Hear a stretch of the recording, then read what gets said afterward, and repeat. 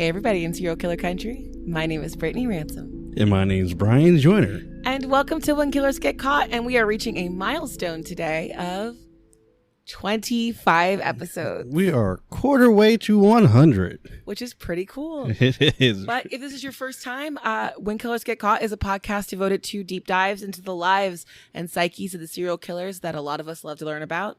Each week, Brian and I find a true crime story that resonated with us. Then I discuss one well-known or lesser-known killer, go into their childhoods, lives, methodology, and of course, how they got caught. And then we like to mix it up a little bit and allow Brian to lead us into the spooky world of cryptids and the supernatural. This is my specialty. But before we jump into serial killers, we always talk about this week in true crime, which is just something that we found particularly interesting or that happened this year. Yeah. Or week more so. So for me, this week I was surprised, or it wasn't this week, but it was a couple weeks ago. I was surprised to find out that Anissa Weir, of the half of the Slenderman killing duo, has been released, or the judge has given the order for her to be released. Right, yeah. So for folks who don't know, when Anissa Weir and her helper, I think her name was Morgan Geyser. Yeah, Morgan Geyser were 12 years old. They invited their friend over for like a sleepover. They had a really good time. And then the next morning, they took her out into the woods and they tried to stab her to death. I believe she was stabbed over 19 times. And their victim, bless her heart, has the soul of a champion. And she dragged herself out of the woods over to the street, flagged down a car.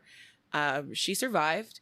And right now, from what I understand of their victim, she, last I heard that she was going to college to be a doctor. Yeah, something like that. She felt, or at least work in the medical field somewhere, because she felt like the people who helped her and saved her after that attack, like it changed her life. But Anissa and Morgan, well, okay, so of the two of them, Morgan held out longer and didn't talk. Right, so Anissa was the first to crack and admit and confess. So she was given a lighter sentence of 25 years in a psychological facility. Yeah, I think that she was like the ringleader of all this. Yeah, they said Morgan was kind of in charge. Morgan was given 40 years. Yeah. And so Anissa's now 19. And that sentencing happened in 2017. And so she's spent the last almost 4 years in this facility receiving pretty intense psychological care. And she petitioned the court earlier this year saying that she's better now. Nothing like this is ever going to happen again. And the court has sided with her. They're saying that right now what they're waiting on is to determine the official rules of the conditional release.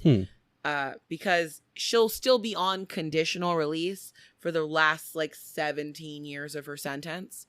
Right, okay. But but I'm also hearing now that Geyser is also going to try and petition in the next year or two. Yeah, I mean, if you let one out, you gotta let the other one out. See, that's setting the precedent. And then then you gotta try to you have to keep those two away from each other because Agreed. Yeah, absolutely. The two, that's what caused the problem in the beginning. Yeah. There's a great documentary about this. I think HBO did it.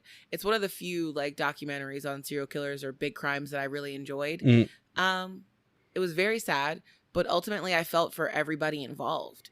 Like these two little girls, we talk about this all the time with that like weird like thing where the killers fixate on this like fantasy world. Right, yeah. And so they were both struggling. They both turned to each other and to this weird world where Slenderman could like save them if they could only like sacrifice, become part of his become proxies for him. Yes. It was very bizarre. It's something only someone deeply unwell could believe in.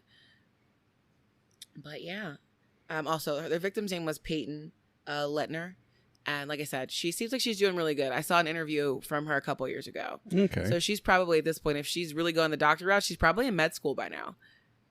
God, so many years ago. It happened so long. Or at least, like, yeah, probably starting med school. Because the crime happened in 2017. Yeah. And the last time I saw an article from her, or an interview from her, was like 2020-ish. Yeah, I was about to say, so like, she would have last been year. like graduating from high school at that time. Goodness. Might have been graduating from high school in 2019. So maybe she's not in med school yet. She's like halfway through her college career. But whatever, Taylor. If this ever comes your way, like I said, you have the heart of a champion. Oh, if somebody absolutely. stabbed Yes. the crap out of me, I think I would just lay there and die. I don't think I have the will inside of myself. You better crawl. To fight. You better Listen, crawl. I'm going to try and fight before the stabbing happens. But listen, I'm not really a fan of pain. Well, once they go, you're good to go. You're right. Maybe. I don't know. Once You're they giving me leave, more credit, they Brian. think you're dead, then, just do that army crawl out of the woods. You're giving me a lot of credit, sir. Okay. But regardless, that was my story for the week. I was really surprised to see that they're even... I thought maybe after 10 years, but only like 3.5. Yeah, that's pretty Seems fast. pretty short for me. So we'll see what happens. Right now, they're in the process of figuring out how they will release her and what she'll have to live with and the guidelines. They have 60 days from, looks like July 1st, to come up with a plan and give it to the court. Oh, so by September. But by September, she should be officially released. We'll see. They said that she'll be back in, her hearing is September 10th. Oh, see, there you go. Okay. But yeah, so what is your true crime story this week? Okay, look. I've been finding these non-true crime stories the most interesting this week. Oh my goodness. Like a couple weeks ago when you were talking about eating bugs. Okay. Listen to this. This one, I don't know, this one's like right up my alley, okay? Mm-hmm. Listen to this headline. Thousands of pigeons vanished mid-race in Bermuda Triangle style mystery. This is right up your angle. You love the Bermuda Triangle, and I think it's ridiculous. No, I don't know if you heard it. Okay, the story is from the end of June, so June 29th. Okay. So not... Only a couple weeks ago. Yeah, not too long ago. So a freak weather is being blamed for hundreds of thousands of racing pigeons suddenly vanishing into thin air on the same day. So this happened in the UK. So there were 50 races going on this day, right? And up to 250,000 pigeons or birds were released that day. I think they are all pigeons. They're racing birds. Mm-hmm. I didn't even know we still did that. I guess it's just for funsies now. Yeah, I think it's just a UK thing now. But I didn't know that was a thing, period. That was the way to get things across like the city. Oh, the carrier pigeons, yeah. But yeah, apparently, one of the races, it says that there were 1,400 pigeons that were released, and only about 200 to 300 came back. Oh, poor little Pidgey. So, what they're saying, like some type of freak accident. I think in one of these pictures, it says that there was like a sunstorm that was blamed for this. Ooh. And I was like, I mean, those solar storms are awful, but don't they normally happen on other planets? Like a solar flare? I didn't think we had like solar flares in America, and like not America, in Earth.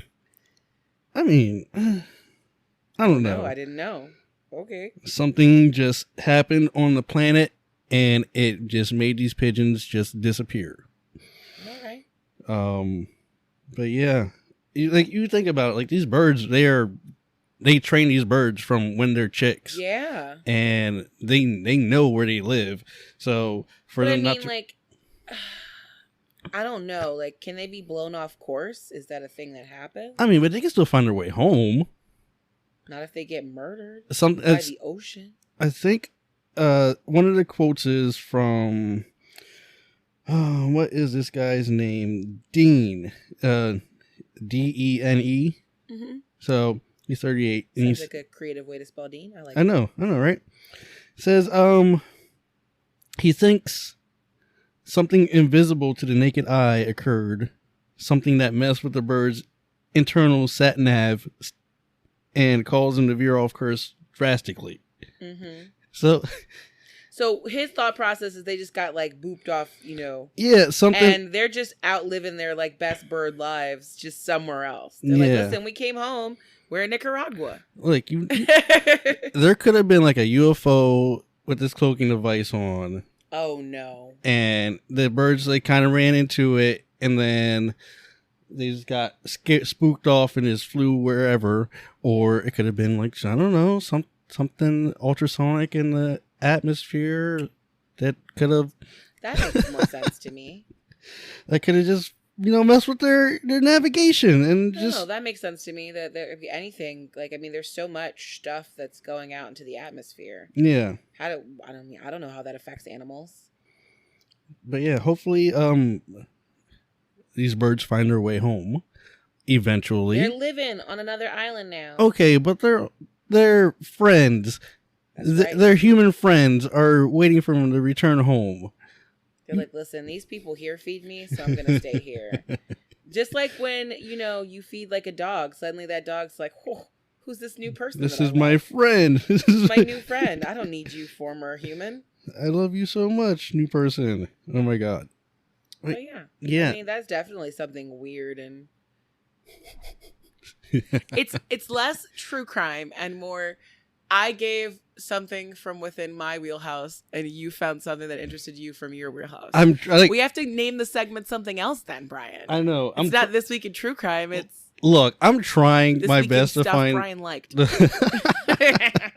I'm trying to find the true crime stuff, but it's like these are the ones that like pop up and I'm like, it ooh. hits randomly. Yeah. Like I see countless things all the time that don't seem interesting to me, or they are interesting, but they're heartbreakingly depressing. Yes. My TikTok hit 500,000 people today. Oh. And so I said to people, I would respond to comments. And one of the questions was, how do you deal with how awful all this stuff is?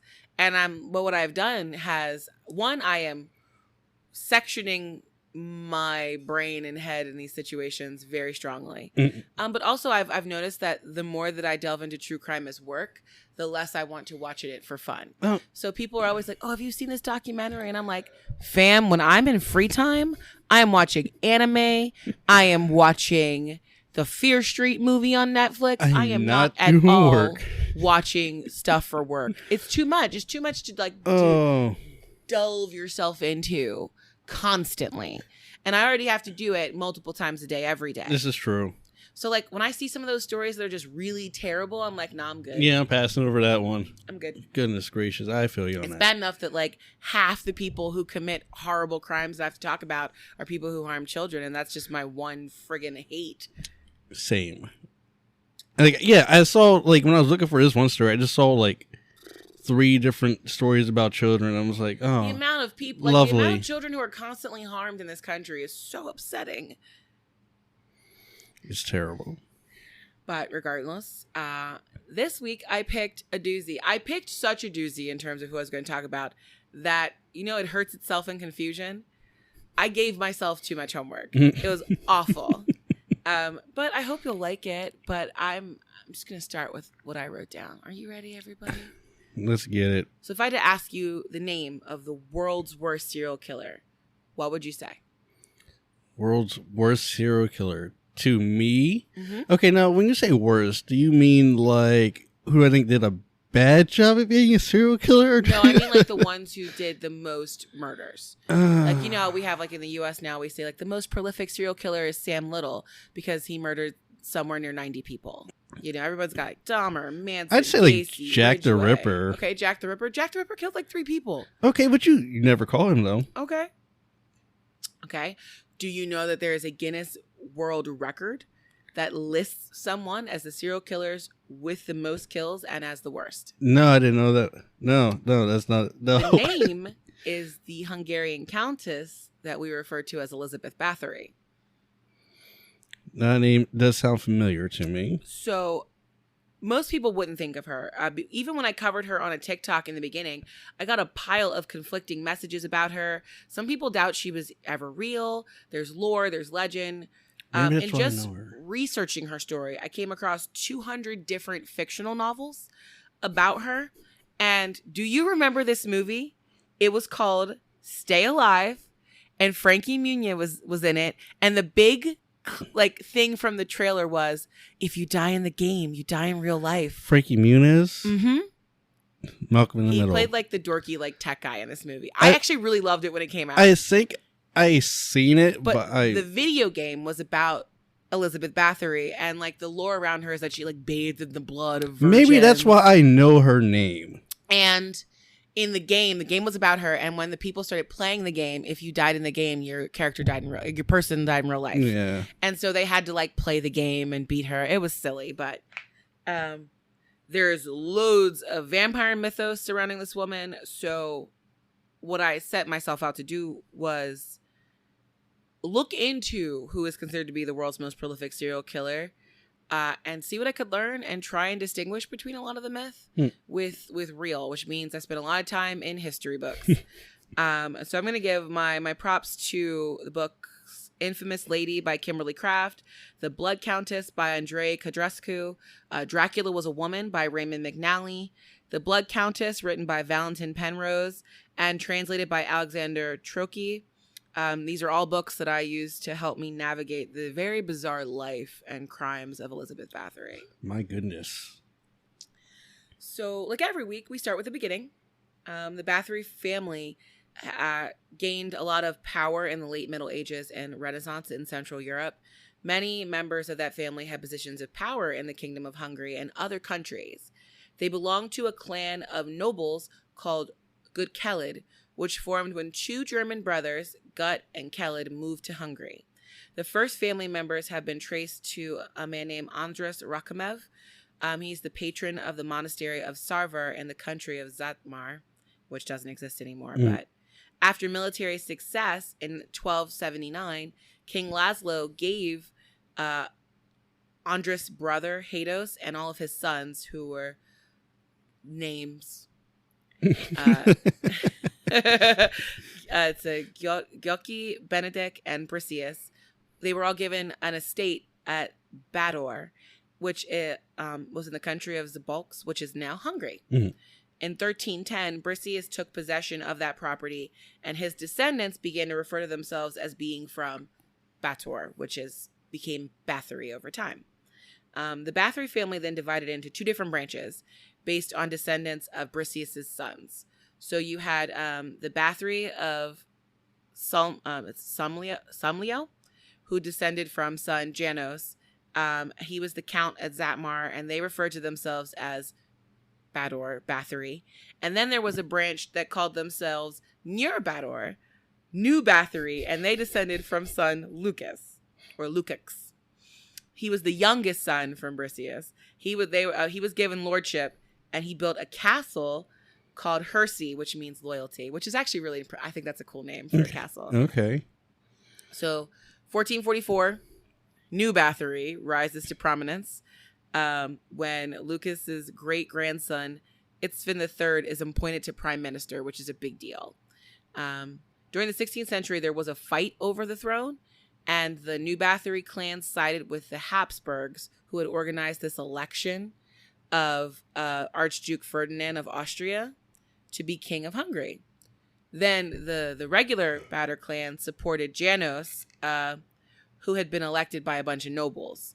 The solution to this political issue was a marriage between Georgie Bathory and Anna, who is also a Bathory. They were cousins. Oh, very nice. And they gave birth to Countess Erzsébet Bathory on August 7th, 1560. So she was born out of a need to merge the two families together. But they were already family. They sure didn't care at that point. Each one of them wanted their choice to be the ruler. Oh, goodness. So that was the solution, was if we marry the two cousins, then this new child is of the highest of blood. Is it? They weren't like super close cousins, but still technically cousins. Okay. So Elizabeth, also, I know that her name is Erzsébet, but for the sake of my sanity, I will continue calling her Elizabeth because the Hungarian names are a lot, and there's going to be many, many more. I think that's only fair. So Elizabeth spent her early years at the Bathory estate in the countryside of Nyírbátor, which was near the Romanian border. She had two older brothers and two younger sisters. I'm guessing the older siblings were from previous marriages or previous marriages that couple had, or dalliances, as nobles are wont to do. And then she had 2 younger sisters. Apparently, it was considered to be a very beautiful place. It was surrounded by farmland, forests, marshes, foggy moors. Like, it was just a beautiful countryside little castle. Okay. Now, during her early years was when the situation happened with the entire Ottoman Empire. And I have now learned more about the Ottoman Empire than I would ever want to know. But this was a big deal with Hungary and fighting Austria's Habsburg armies. There were food shortages. Famine was very normal. A large quantity of the men in Hungary died during these battles. And while that's happening, the Ottoman Empire, with the situation with the Turks and the fighting with Hungary, we're also entering the Age of Enlightenment in Europe. Explorers have made it to the New World. Printing presses are making books, which has given more people to access to literacy than ever before. Elizabeth is being born around the age of Galileo, Da Vinci, Martin Luther, Michelangelo. So it was a violent, complex, revolutionary time for a child to be born, especially a child of high nobles who would have been told of all of it. Unlike maybe like a peasant kid who they're like, listen, you don't have to worry about the wars. They're like, the war ain't here. You ain't got to learn about it. Many of my sources referenced that the Bathory family were like mentally unwell, and that exposure to that might have had some negative impact on her. What I found was that a lot of the things that people brought up were things that we could discuss, that nobles are eccentric. So like there's this discuss about the fact that at some point in her father's life, Georgie just sat in a chair and wouldn't freaking leave. Leave the chair? Nope. He wouldn't leave. He would only leave to go to the bathroom. He wouldn't bathe. He would eat there. I was about to say, at least he ate. He would eat there. He would sleep there. Like, that's just written off as like eccentricities of nobles. Yeah. At one point they said that like one of her aunts was like into witchcraft, which might have been how Elizabeth learned about the occult. Also, the eccentricities of having too much money and not enough time. I did see like some reports of like her older brother being like, okay, so they called him a pervert, but I'm gonna say that maybe he wasn't a pervert. Apparently he liked to drink a lot. So you're defending and this sometimes pervert. When he would drink, he would run through town naked. So you're defending this pervert. I'm just saying, that's not like exposing yourself. Listen, he yes, he just got hot and he needed to take a run. It's public drunkenness. But again, eccentricities of being a noble. Oh my God. Well, they're just weird and they can do whatever they want, so they do. I was about to say, even if he did get locked up or something, he'd have the money to get out right away. Exactly. Did we even have public indecency? Yeah, they definitely have public indecency stuff. Oh, yeah. I mean, during that time period, Protestantism was real high. Oh, yeah. So Christianity was on the rise in that area of Europe. Goodness. But they said Elizabeth did suffer from seizures and fits of rage as a child. And I'm going to be real honest, those fits of rage continued into adulthood. Her father had as well, so this was probably something that she inherited. She also wrote in a lot of her letters about like having eye and head pain, which we can assume now are linked to epilepsy and migraines. It has been reported that as like a noble, she watched executions. And there's one that was referenced in a couple of history books, which was that there was a peasant who sold his children to the Turks, and his punishment was to be sewn alive inside the body of a horse, which if you know much about ancient torture methods, this is one that's real. It's pretty terrible. First, they break the victim's limbs.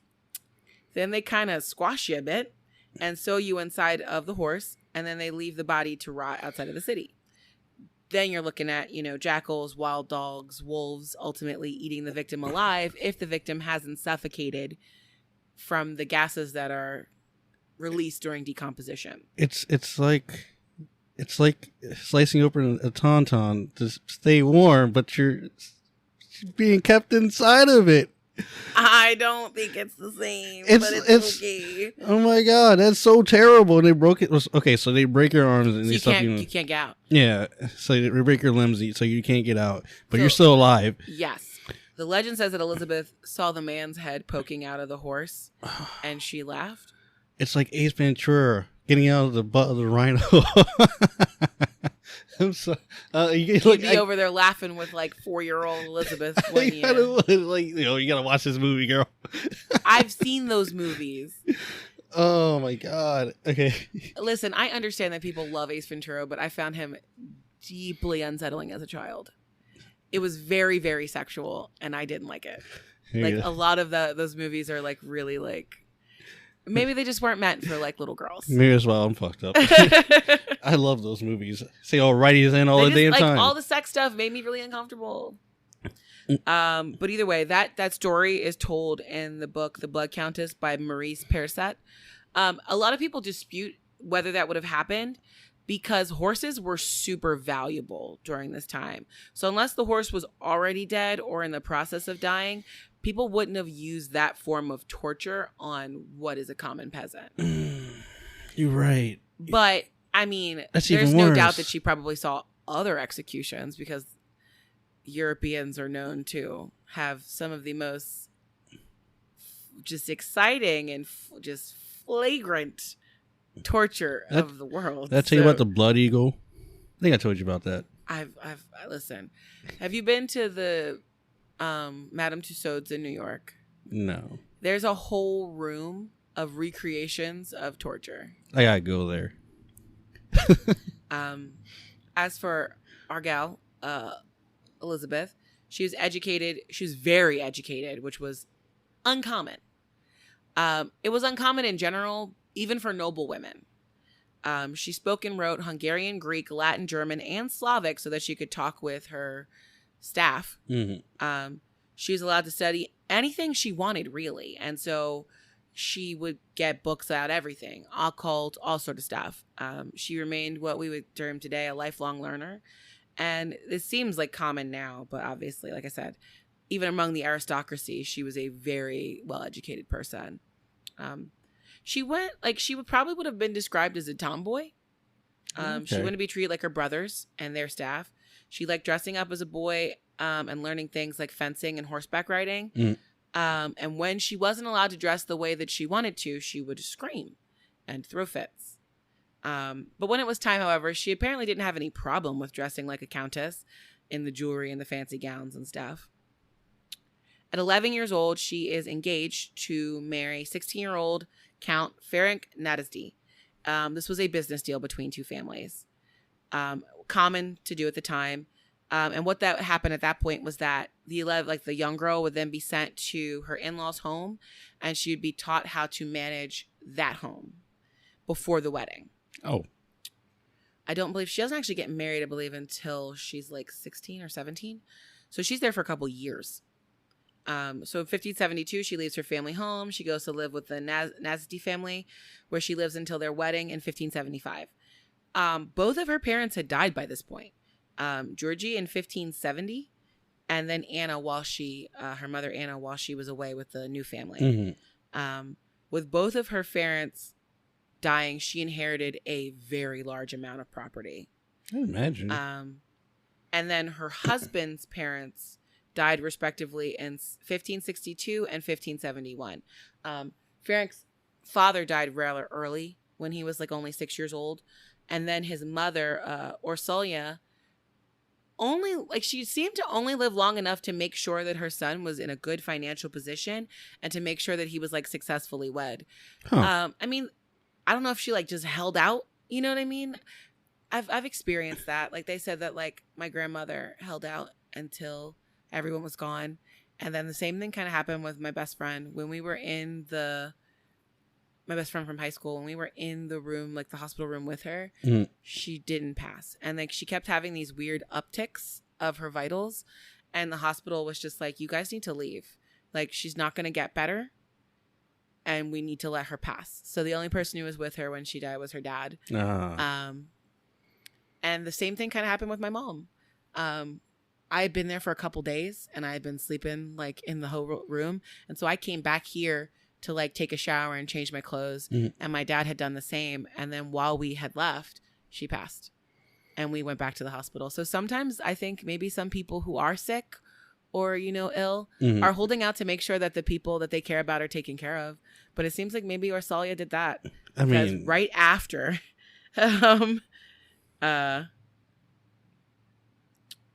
like right before she set up the wedding and everything, Mm-hmm.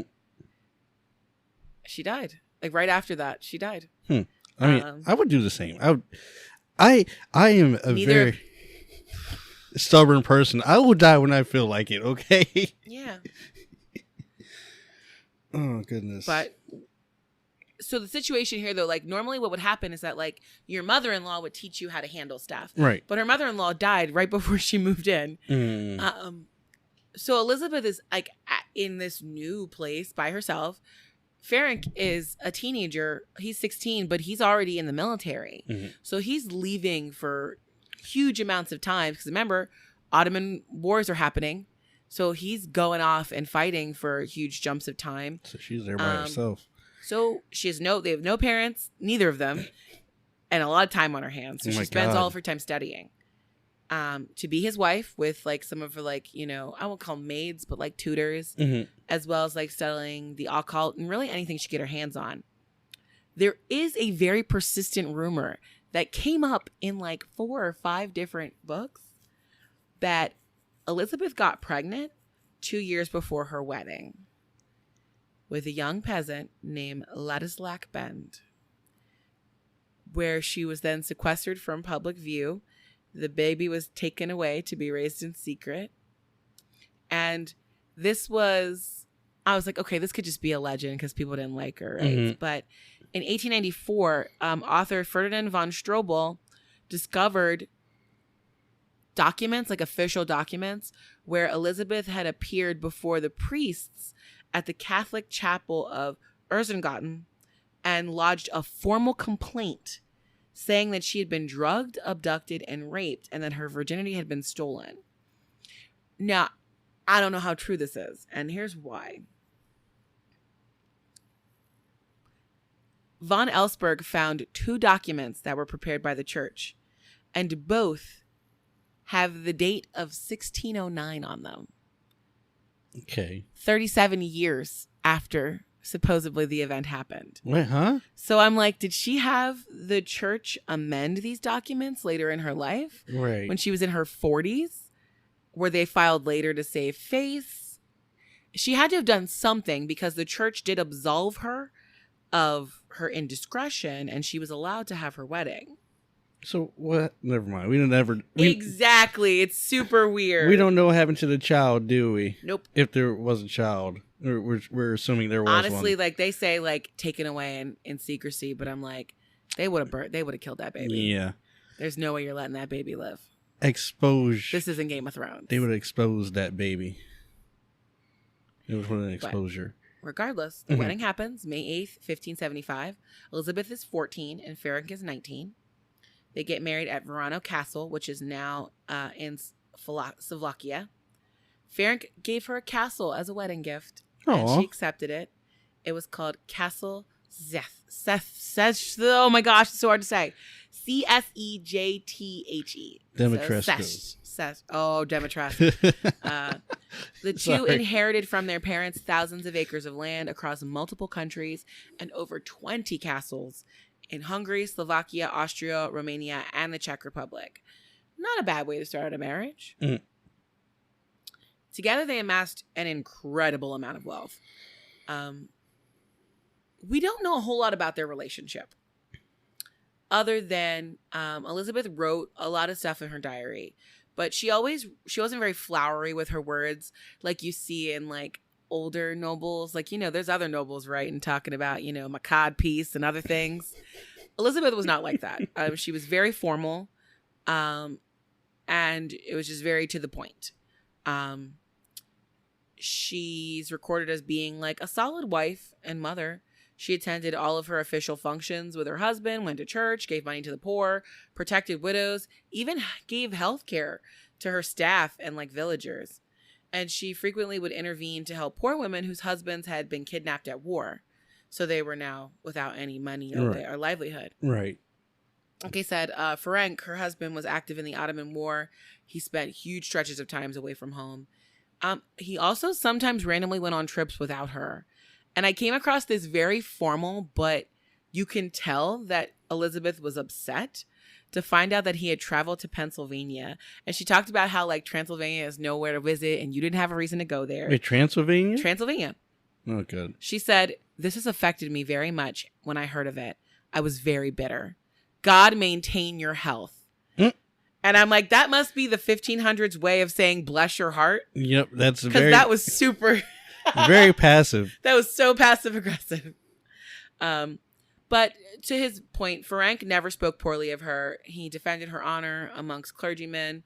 But it was a little bit of a husband, which is not that crazy because it wasn't like these two fell in love as teenagers. Right. They were put together for a financial thing. So now I'll say though, by her 20s, Elizabeth has hit her stride. Ferenc's away fighting. She's the Lady of Nottisty. She's commanded the respect of all the family staff. She manages the estate well, took appointments. She watches their children. Their first child wasn't had until after 10 years after they were married. Her name was Anna. Okay, their first child. Okay. Yep. No, their first child together 10 years after they were married. And some people were like, maybe that's because, she had the baby beforehand. Or maybe it's because they were just relative strangers. And like, especially in that day and age, I don't know if we have like tales of casual escapades. I'm pretty sure that was a thing. But like, they were probably relative strangers, and he wasn't home that often. That's true. And maybe like after like 9 years, so they were like, we need to have like heirs. We should probably do something about this. Yeah. And so they had 3 kids total: Anna, or Salia, named after his mother, and Caitlin. There's 3 girls, and then 2 sons, Andrus and Paul. Andrus lived until he was 7, and Orsalia died in 1610.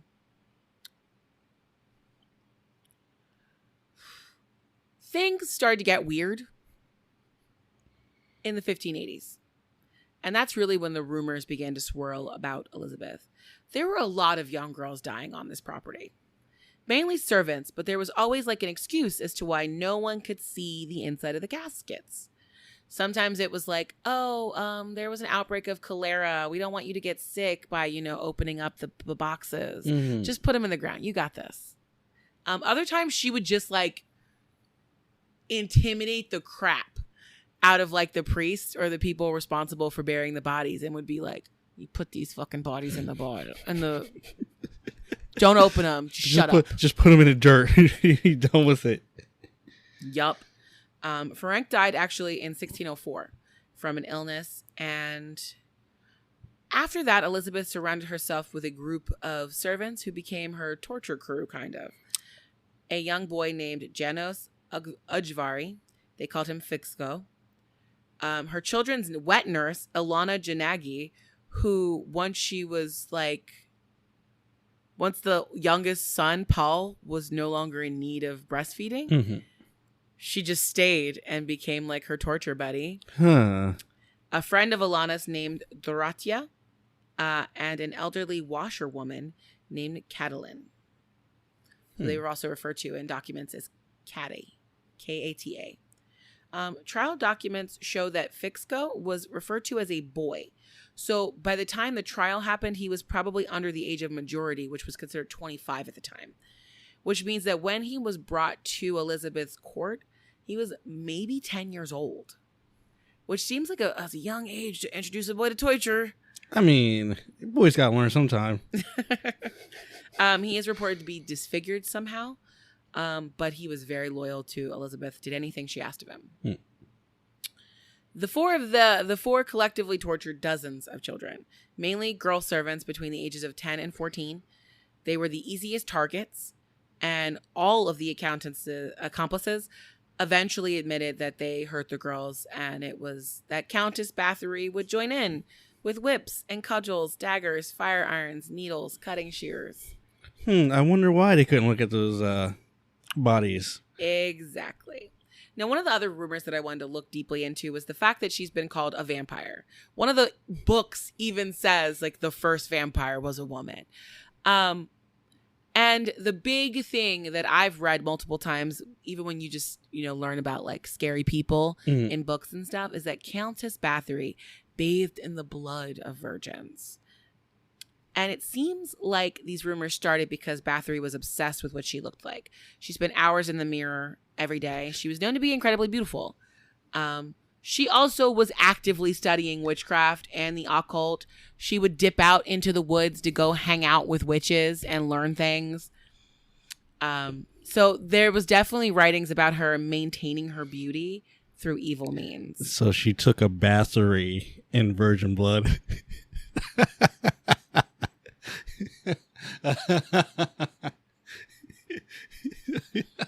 You're such a dork. I'm sorry. I know, it's a pun. It's a pun. But all of that is myth. There were roughly over 300 different people who would testify against her by the time we talk about her trial, including her own accomplices, and her accomplices were tortured into being fully honest. Not a one person brought up blood bathing in any of those transcripts. And believe me, I've looked at over 50 pages of transcripts. I believe it. Nobody brought up her bathing in blood. No, this sounds like Madame Delphine. Oh, La Laurie. Yeah. Well, so the first mention of that in any official document is 200 years after Bathory dies. 1720. Sealed documents from her trial are found in the attic of Bidecke Castle, where the trial actually happened. At the time, Europe was in the midst of vampire fever, and a Jesuit priest named Laszlo Trotsky used portion of the trial documents for like a book he was writing. But it was kind of a fictional recounting of Hungary's history. And that it's called Hungary, a dated compendium with its kings. And he included local, like stories from locals. The problem is, like, the local stories, we'll talk about this later when we get to the trial and whatnot, but the local stories were always like myth and legend. Of course. None of the locals ever actually saw anything. Of course not. They're locals. They're peasants. So what happened is that Trotsky's book was adapted and then added to the Encyclopedia on Hungarian History. And that author was deemed to be exceptionally credible. So no one doubted the story of Countess Bathory. Well, here's what it said, okay? That one day she was like beating this girl and she got blood on her face during the murder and realizing that blood had healing properties. From that point on, the story gets even further embellished. And of course, since it's, 1700s, no one other than vampires are into blood. So she's a vampire lady. Now, remember I said she changed her clothes all the time? Mm-hmm. That makes sense now because her accomplices said that after she was done beating the crap out of children, she was covered in blood. Yeah, that makes sense. That tracks. And there was also another story where one time she got so enraged when she was beating one of her victims that she bit the victim. Ah. But other people have bitten victims. I mean, that's crime of passion. Like Bundy. Yeah. That's one of the things that got him in trouble in the end. One of his victims he bit and he left a noticeable teeth mark. Yeah. So like that is something when people begin to lose control that they sometimes do when they're like doing that sort of stuff. They go back to their primal urges. Yeah. So yes, she was brutal and vicious, but not a vampire by any definition of the words. Now, it's funny how they said that just because she, the healing properties of blood and blah, blah, blah, she was a vampire. Blood is actually very powerful in magic. Oh yeah. So I don't doubt that she didn't do some stuff with witchcraft and blood. Yeah. And I mean, do you remember a couple years ago, Kim Kardashian was getting those blood facials? That was a thing that went through the States for a little bit with people like, it was your own blood though. What they would do is they would like take some blood out and then they like poke your face and then they would cover your face in blood. It was super weird. It seems like a full-on ritual. That's some Illuminati stuff right there. That seems like a ritual to me, but whatever. It was just like, it's to make me more beautiful. Whatever, girl. Sure. One thing that was noted in a lot of texts was that as she progressed in life, it wasn't that she didn't know how to do her job, but that she found it very stressful as a noble woman. It was emotionally taxing. And then a lot of her torture and murder happened after she had to make a trip, do something social. There's a couple of different weddings she ended up going to where afterwards she like brutalized a slew of young girls. So it was almost like this was her way of releasing stress. Yeah, were these murders. Okay, weird flex. So I'll say, I'm just gonna lay this out there. The books don't say this, but I'm gonna say this. The thing that ended with her being found is because she was stupid and she decided she wanted to beat noble girls. So she created this place and one of her castles called the Gymnasium. And it was supposed to be like a finishing school for noble girls and girls of high blood. And because of her status and how educated she was, people willingly sent their kids there. Mm-hmm. And very shortly after, people started going missing. And they weren't allowed to see their children. This man named Martin Shanity came and demanded to see his sister, and he brought another man with him. And they brought the sister out eventually, and she was like weak and crying. And for some reason, Martin left the girl there. Oh, she's fine. No, you're doing a great she's job. Alive. Yeah. I'm like, your sister's literally sobbing, but whatever, buddy. She's saying, take me home, but no, you need this. Literally, that finishing school only existed for a few weeks. Oh, damn. I'll explain why, but first let me explain to you what happened there. She did a good job for the first couple of years hiding evidence of the torture. It was just a rumor. You know, the girls who worked for her sometimes walked through town with bandages. They had welts, a couple of scars. Townspeople, church officials, gravediggers started seeing the real reasons these girls were dead and not the lies of illness. It got to the point where even the household staff were seeing things. And that's why there were so many witnesses when the trial happened. So I've alluded to most of the torture, but I'm going to give you the rundown of what used to happen here. Okay. The girls were washed with and made to roll on the floor with nettles, pins stuck into their lips, under their fingernails, needles jammed into their shoulders and arms, flogging while they were nude and chained up, their hands, arms, and abdomens scorched with burning irons, chunks of skin ripped out of their backs with pliers, noses, lips, tongues, and fingers pierced with needles, mouths forced shut with clamps. I thought you were saying mouses forcing somewhere. No, I just mouths. Flesh cut out of the buttocks from between the shoulders, cooked and then served back to them. Oh, come on. Flesh and private parts singed with candles, knives into arms and feet, hands crushed or maimed, fingers cut off with scissors and shears, red hot pokers shoved inside of people, bodies beaten to death with cudgels, lashings until flesh came off of the bone.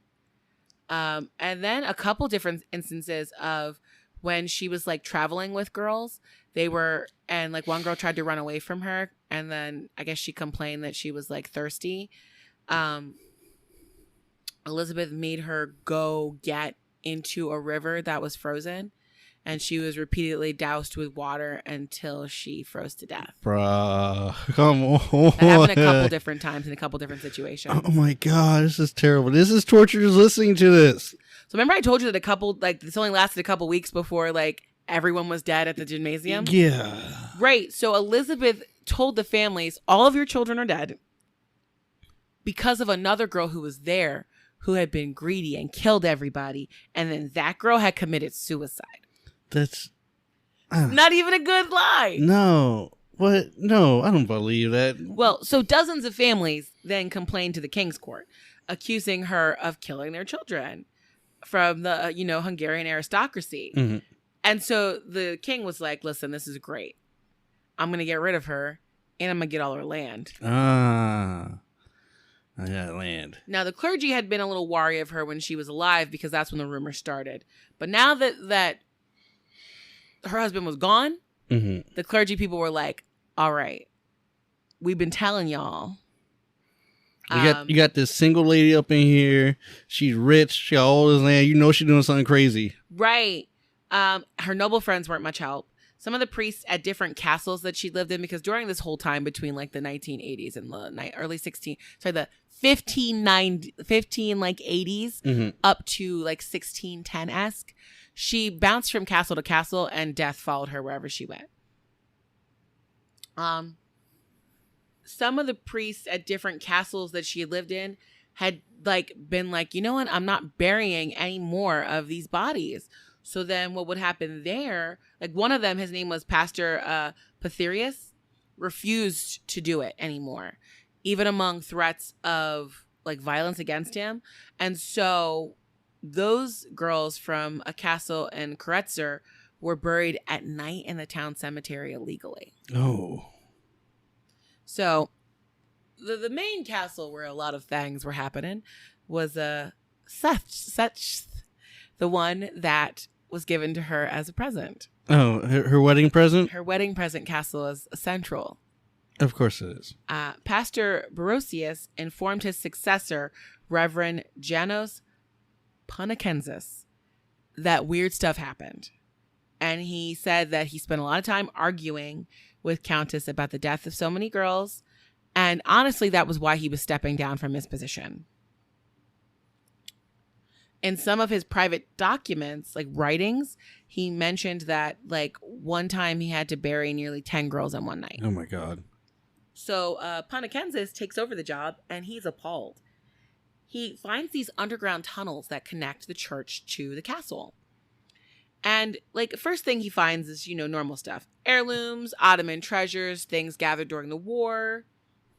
And then he finds 9 unsealed boxes with the decomposing remains of 9 girls who were horribly mutilated. And he writes a letter to his direct supervisor, Reverend Elias Lanier, and told that reverend what happened. But that letter gets intercepted by castle staff, and then they send guards to him to warn him not to do it again. But he spends literally as much time as he can trying to get letters out of the castle to say what's going on. And he did succeed twice.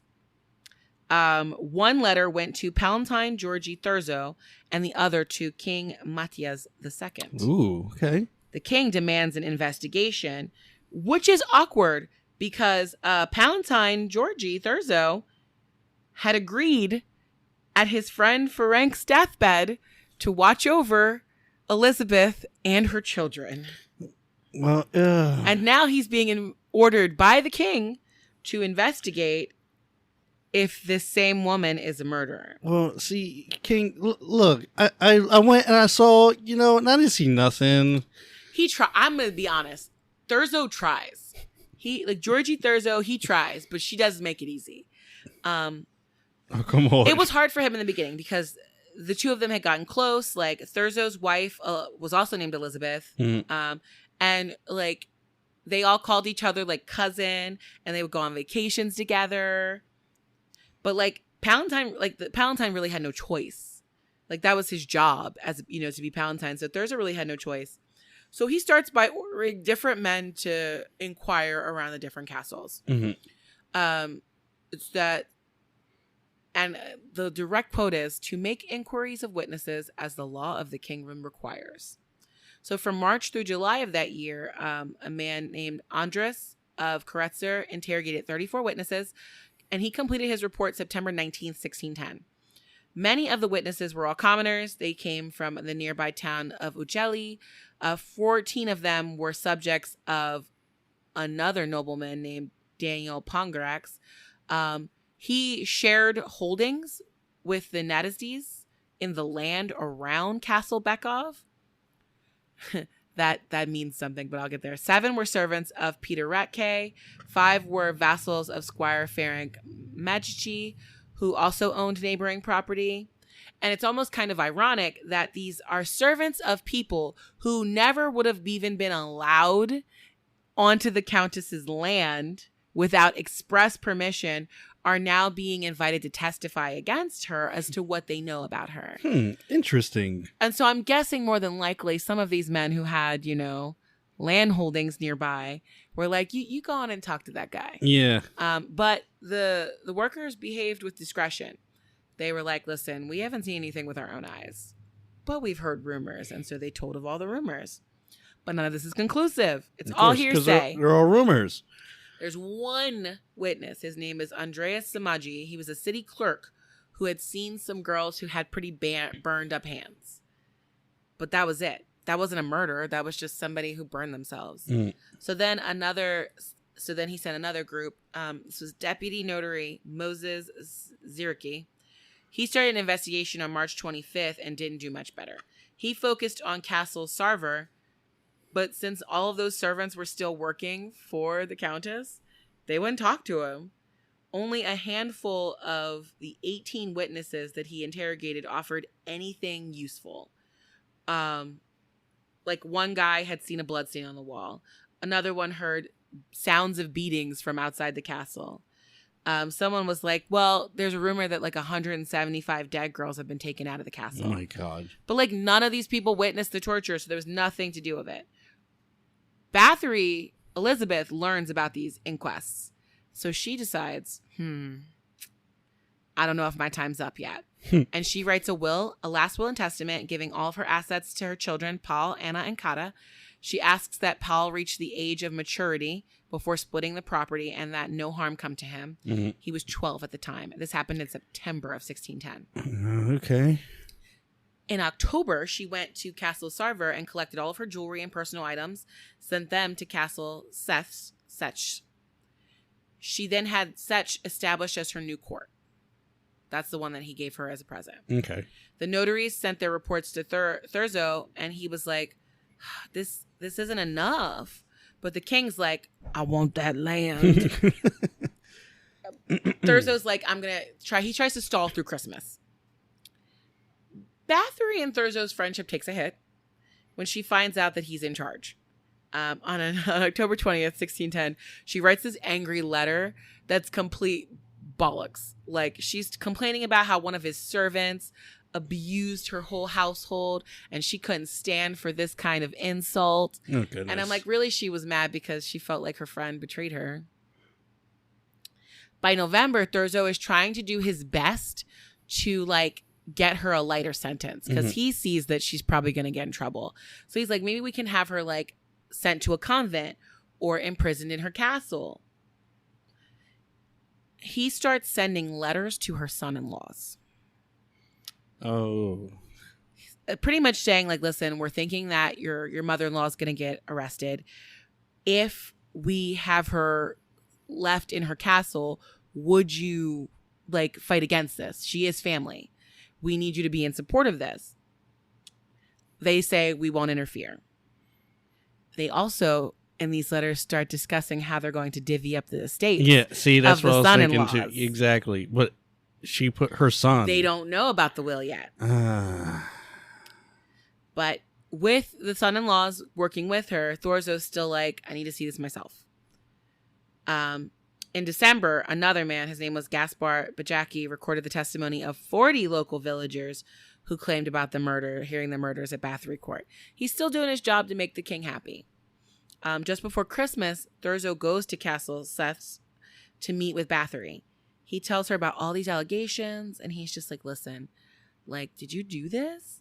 He's like, the pastor Barosius and Rever Ponakensis have discussed this in the local churches. What do you think happened here? She denied. Nope. She didn't say not a damn thing. Yeah, she denied. She was a very good actress and liar.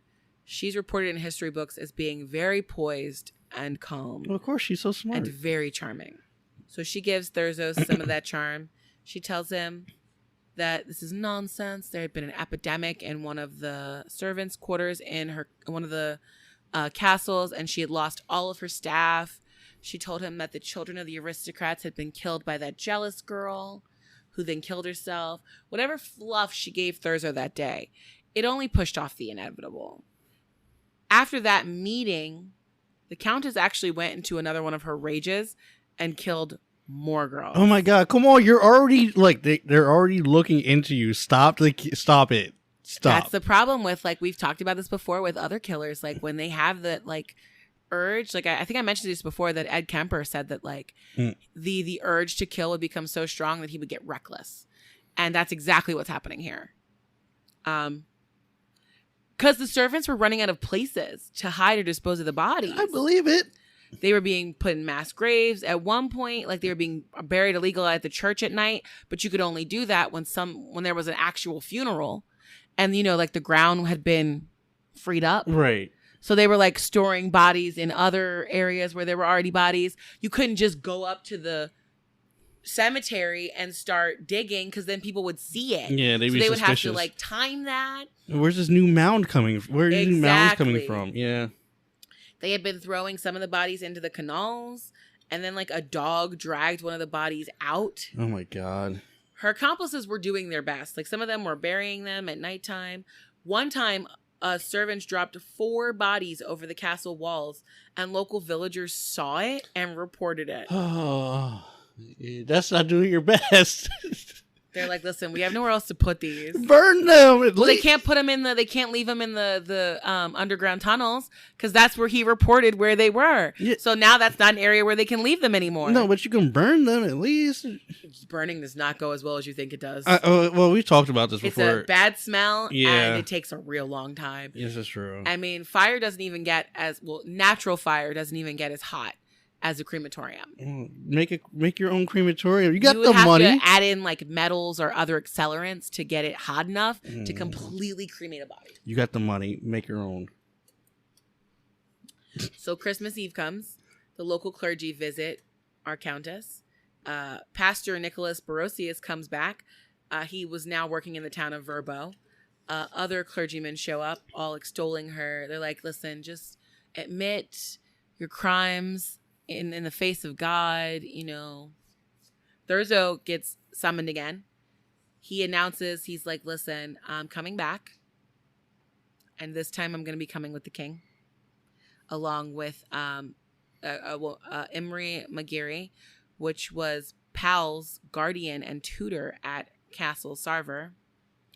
And it's likely that the clergymen were like just kind of an annoyance. Mm-hmm. The real fear was Thurzo and the king. So Elizabeth goes to the forest and goes to meet a witch. And she's like, I need to become invisible in front of my enemies. And so I don't know if she thought that she was going to get like an invisibility spell or something. But the witch created these several cakes. This sounds familiar. Okay, continue. It was probably pretty common at the time. And what I will only say is that before they arrived, she like chanted in her bedroom over this one gray cake, and the other 2 cakes were given at the dinner party, which is it's referenced in book as a disastrous dinner party where everyone there became ill after eating the cakes. We don't know if Elizabeth wanted them to die, but it sure ruined any hope of there being a positive outcome here, because Emery filed a formal complaint with the Hungarian parliament, saying that the girls at Sarver Castle had been murdered. Thurzo trying to like settle this quietly in a convent. Nothing, because the king was like, this bitch just tried to kill me. No, it's just terrible cakes. The king has orders, like the king sends official orders. Those are delivered on December 27th. Thurzo set out from Bratislava on a 2-day ride to Sas. He was accompanied by Magiri, as well as Elizabeth's son-in-laws, Counts Drugeth and Zorigny, who he had been talking, and an armed escort. They arrive on December 29th to apprehend Bathory and her accomplices. What comes next, we only have accounts from based off of Thurzo's letters that he wrote. The big door to the castle is open. There are bodies all over the area. As they go inside, they find women attached to like pillars and things, like everywhere. Like at this point, she didn't even care anymore. There was no attempt to hide this or do this in the dungeon or anything. They were everywhere. Like she completely lost control. Probably after she learned that they were coming to get her, she went on like a several-day murder spree. Oh my God. One girl survives this. Her name is Anna, and I will eventually tell you what happens to Anna, but she's going to be the end of my story. Okay. Many of the girls who were alive were taken out of the castle. They tried to interview them. A lot of them died later at doctors. Bathory had actually fled, but they knew exactly where she was. there was a manor in town and she had gone to go stay at her manor. She was quickly collected, taken back to the castle, accompanied by a crowd of commoners who were like, this looks interesting. They're like, we got a show today. More entertainment. Let's go. They searched the castle. First, they put her in a dungeon and they searched the castle for any more evidence. Eventually, they did allow her to go back to her manor as they collected more interviews from survivors and the bodies of the deceased. First, they went after her accomplices. I will not give you their testimony. It's long. Like I said, they were tortured as part of their confessions. They told everything that could be told after being starved, left in darkness, beaten, partially drowned, burned, pressed with weights, stretched, pulled, pinched, smacked around, losing fingernails, toenails. Everything that used to happen when you were tortured in Europe. Their trial started January 2nd, 1611, and all of them detailed how they went out searching for peasant girls to murder them. Fixo did the least because he was a kid. 5 different times he admitted to going out to find peasant girls and inviting them back to the castle. The others did a lot more. A lot of the other women... now, there's one woman, Cata. I feel like she must have told more or told first because she doesn't get the same kind of end treatment as everybody else. But regardless, they were executed. None of them. They also admitted that none of them knew when Bathory started killing, just that they had been brought in later on. Alana Jo was first, and this murder was meant to inflict some level of torture on her, like what she had done to others. Okay. So they set up this giant like pyre near the river, and there they had like a hot device. I would say almost like a little wrench. And they started by taking it and like literally ripping fingers off of her hand. Oh my God, what? No. After the 4th finger, she passed out. Yeah. At that point, then they just like conked her in the head and threw her in the fire. Sorry, no, it's terrible. Because I said conk. Yes. Dorota fainted before Alana Jo was even murdered. She saw it and heard like the screams from her friend and the crowd. Yeah. And she passed out. She's like, this is going to happen to me next. They still ripped her fingers off while she was passed out and then threw her in the fire. What? That didn't prove nothing. She was passed out. She didn't care. She was dead. Fixo went last, and the executioner did not rip off his fingers. He was actually beheaded.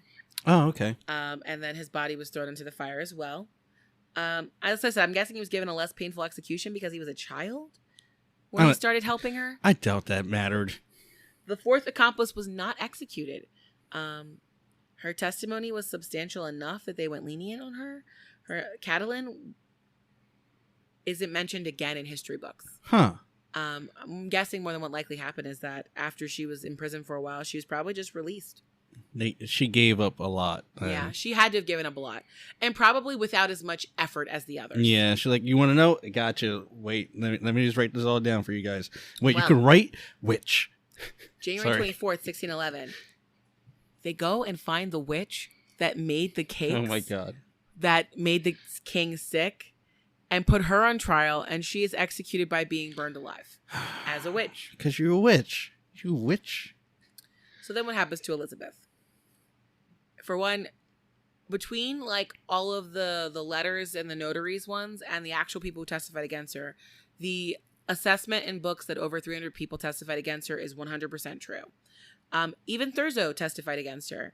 He was like, I found all these bodies. But even then, he wasn't willing to say she did it. Mm-hmm. He was like, I don't know who did it. Yeah, She's allegedly the killer. She might not have even been there. We found her in the manor. These bodies just, I don't know. They were just here. In the end, he's trying to do what Ferenc asked him to do, which just lets you know that Georgie Thurzo was just he's a solid dude. Just stand-up guy. Dang, dude. But you can't protect her that much. Bathory writes letters to everybody asking for help while she's on house arrest at the manor. When it was time for her to receive her sentence, she was kind of bitter. And she's there. They're all there at the castle, right? And she threatens the priest, Ponacensis. And finally, like, Thurzo is like, you, Erzsébet, are a wild animal.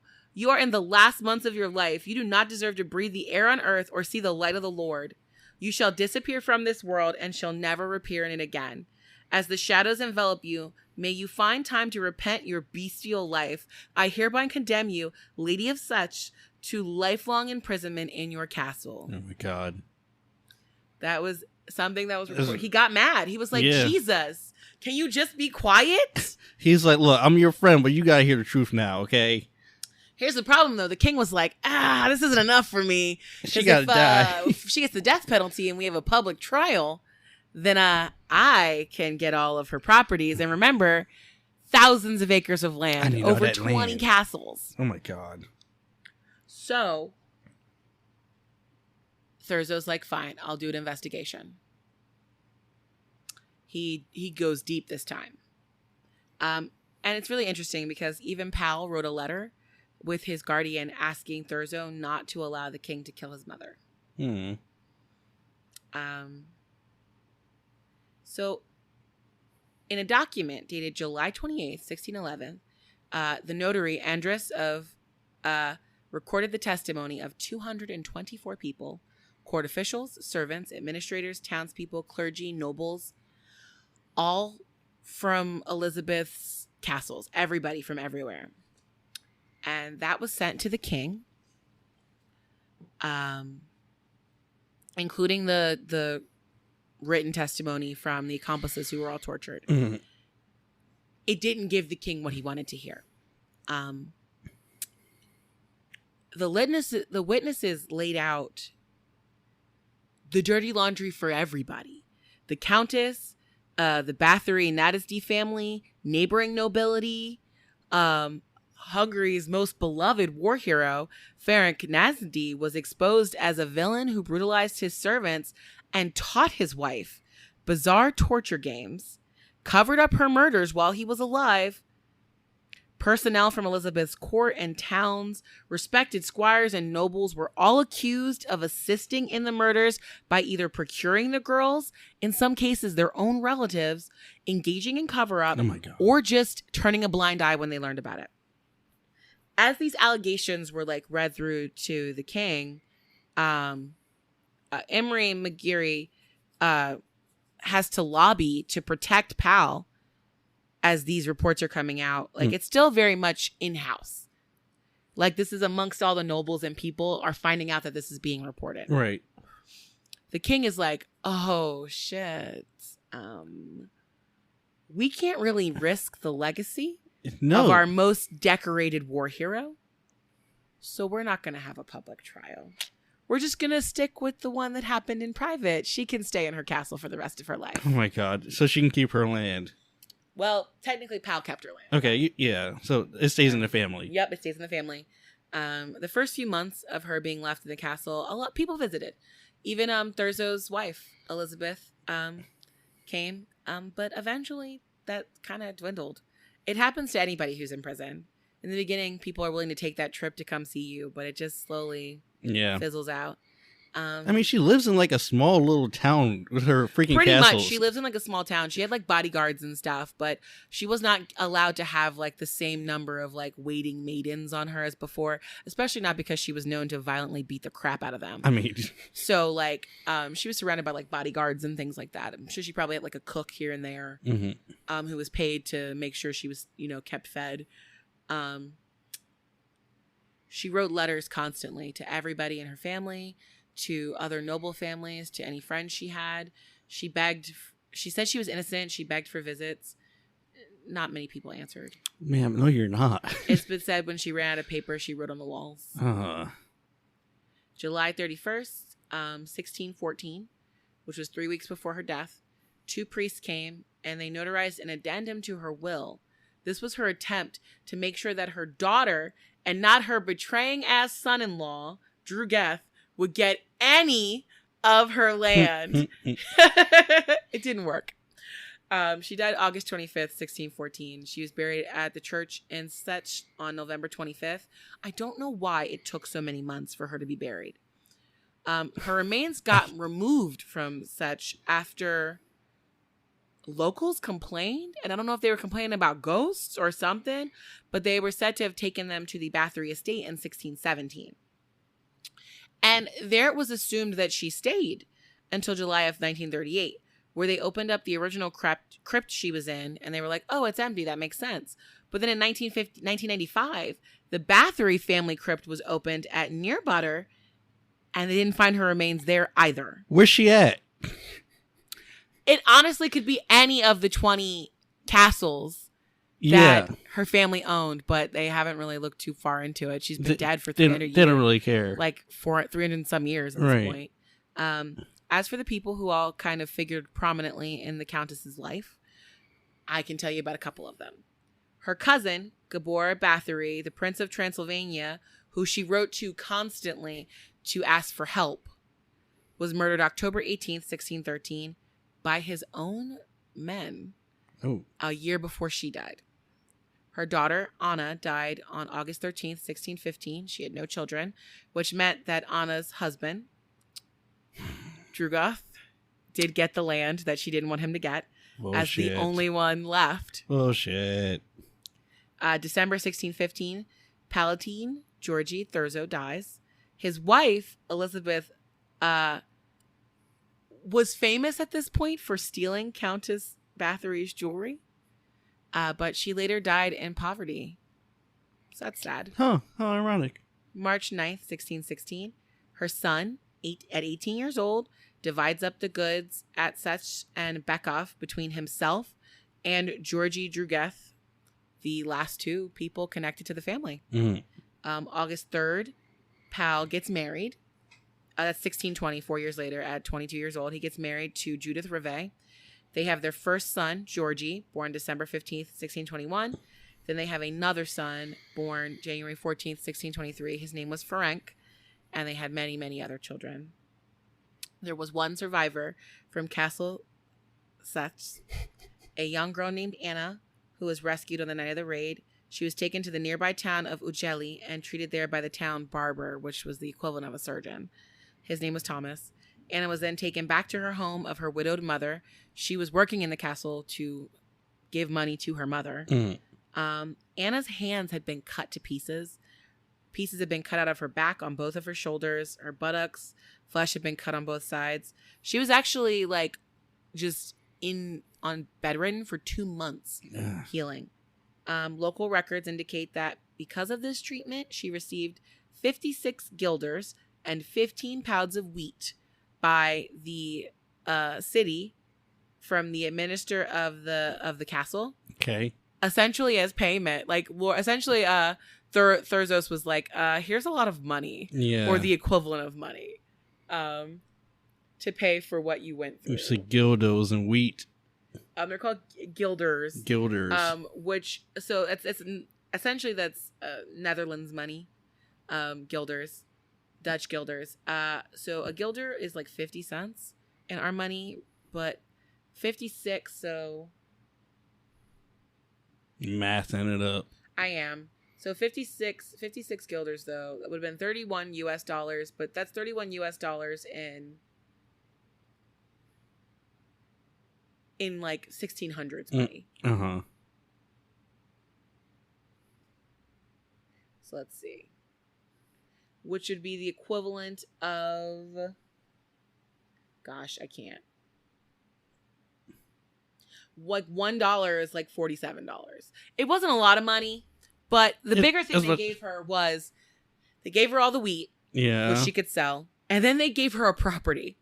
Okay, well, I mean, I still would have wanted some more money, like a little bit more money. Yeah, she was given a farm on the property. She got tortured on? It was free entirely, where she lived her life in peace, and I hope she got some manner of 1600s therapy. I hope. Well, I mean, at that point, because remember, 4 years later, chick died. So the Bathory was dead. She got to live most of her life by herself. But yeah, that's the truth and the fiction of Countess Elizabeth Bathory. There's really no official way to know how many people she totally killed. Oh my God. It's pretty solidly, like I said, the 100 Guinness World Records says 600. over 600. And that one guy said that that there had been over 175 just at that one castle. Oh my God. How lovely. So it's thoroughly plausible that that number of 600 is solid. Just imagine how haunted the castles are. I would say, yeah, if you want to visit a haunted place, find one of the castles with Sarvar, the Seth Castle. Oh my God. Bideka. Those are the ones where she was really doing a lot of stuff. But like, yeah, supposedly like after her like daughter's weddings, she went on a couple of really awful benders. She was just like, this is my reception. I'm getting, she murdered a bunch of I'm enjoying myself. But interesting to learn more about her. Like, this is the most I could find. There's a lot more. Like, so there's so much history to pour through with this. But she was a real person. She did do horrible things, but like we found out with that final inquest into her family, her husband helped. Yeah. I mean, her husband taught her how to do it. I was about to say he taught her those things. And so he probably also killed an immeasurable amount of people while he was still alive until 1604. I mean, yeah, until, he was training her. This is how you do this. He probably trained her with war crime stuff. Yep. How lovely. That's my story for the day. Happy 25th episode. Yay.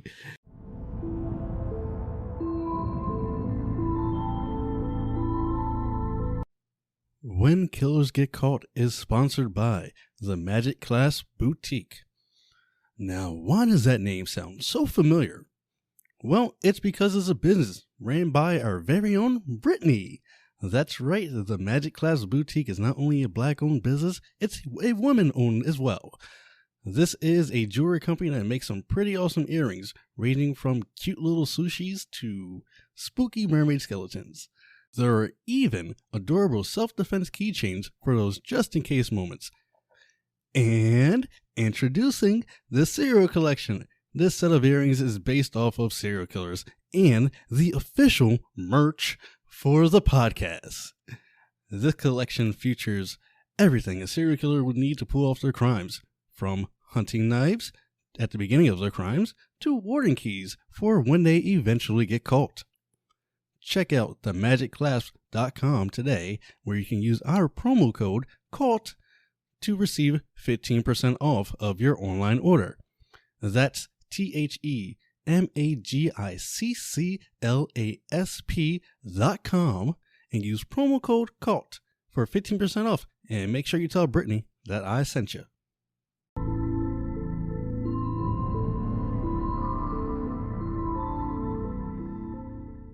And what do you have for us now, Mr. Joyner?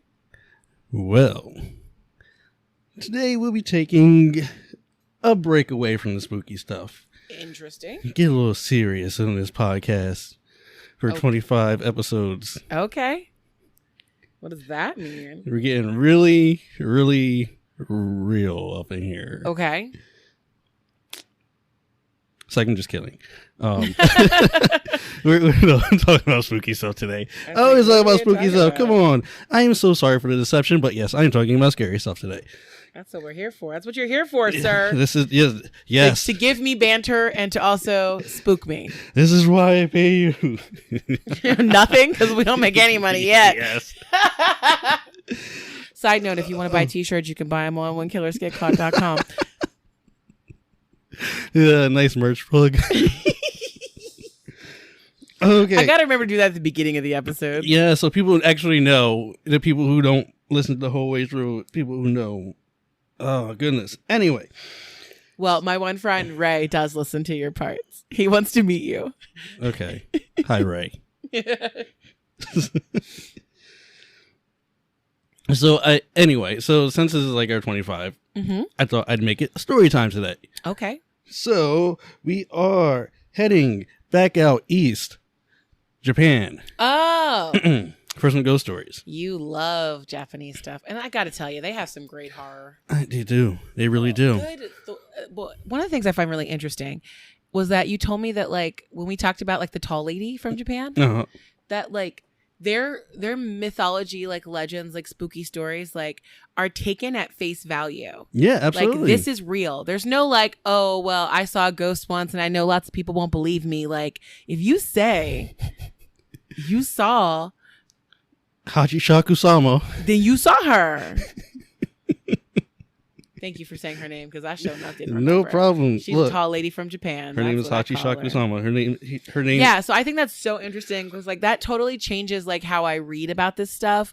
Like when people read about like the girl walking home from the train and you're not supposed to talk to her and stuff like that. Like, see, I was thinking about covering that one. You talking about the slit mouth ghost? I don't remember what she looked like. I just remember there being like a Reddit post where this girl would like comment about like what happened whenever she would walk home from a train station late at night, and that like occasionally she would be like, I think it was like in the no sleep.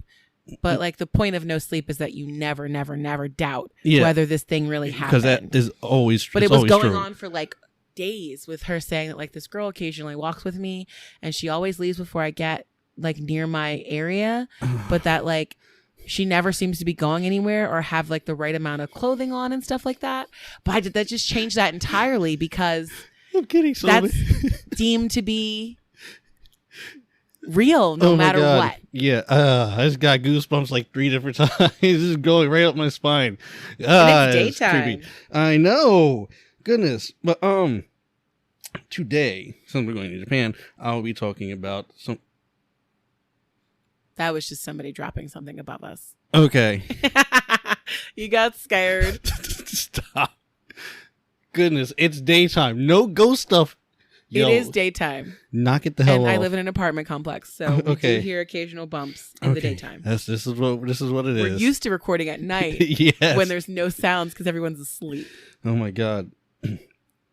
Anyway, I'll be talking about some yurei today. Ooh, I don't know that.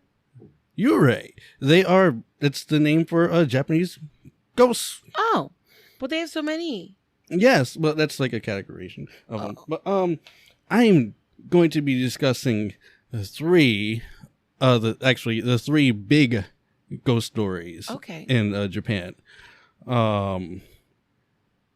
So let's just get to it, shall we? Yeah, let's just jump into it. Okay. Like your name's Philip DeFranco. Okay. Well, the first story we have today is the tale of Okiku. Mm-hmm. Or it's the actual story's name is translated. It's the Dish Manor at Bancho. Now, this Okiku is the name of a servant girl that she.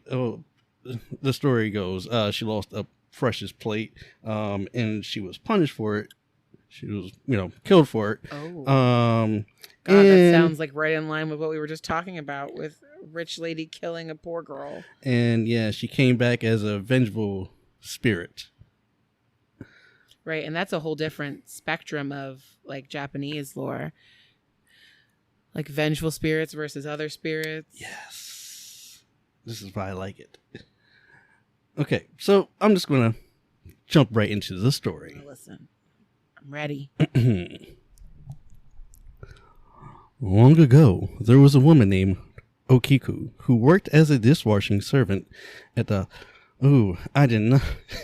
Look, bear with me.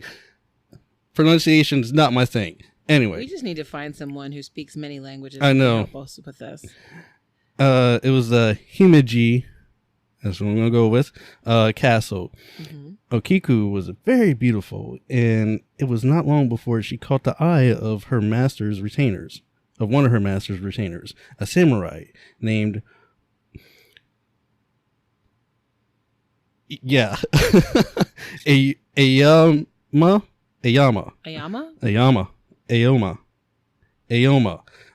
tried many times to seduce Okiku, but each time she rejected his advances. Eventually, Oyama grew impatient with Okiku and decided to trick her into becoming his lover. In the castle, there was a set of 10 very expensive dishes. Oyama hid one of them and then called for Okiku. He told her one of his master's fine dishes was missing and demanded to know where it was. Okiku became frightened. Losing one of her lord's prized dishes was a crime punishable by death. She counted the dishes.